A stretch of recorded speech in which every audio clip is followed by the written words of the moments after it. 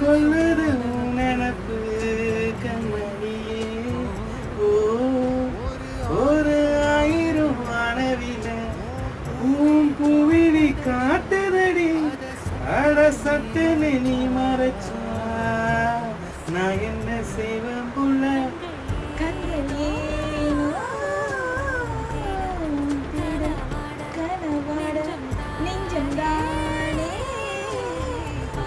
பட பறந்துடு.